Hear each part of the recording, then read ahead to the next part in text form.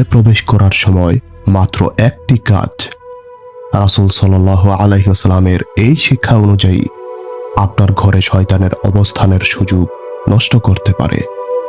সহিহ মুসলিম হাদিস নং 2018-তে হযরত জাবির রাদিয়াল্লাহু আনহু থেকে বর্ণিত, রাসূল সাল্লাল্লাহু আলাইহি ওয়াসাল্লাম বলেছেন, কোন ব্যক্তি যখন তার ঘরে প্রবেশ করার সময় আল্লাহর নাম স্মরণ করে, যেমন বিসমিল্লাহির রহমানির রহিম অথবা অন্য কোনো জিকির, এবং খাবারের সময়ও আল্লাহর নাম স্মরণ করে, তখন শয়তান বলে, তোমাদের এখানে রাত কাটানোরও সুযোগ নেই, খাবারেরও সুযোগ নেই।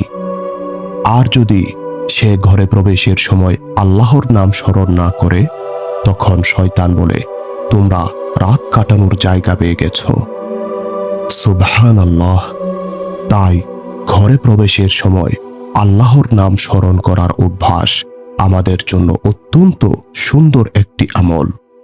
আর ঘরে প্রবেশের পর পরিবারের সদস্যদের সালাম দেওয়া, এটিও ইসলামের সুন্দর শিক্ষা।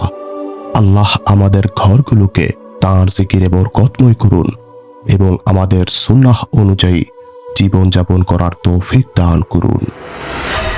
আমিন।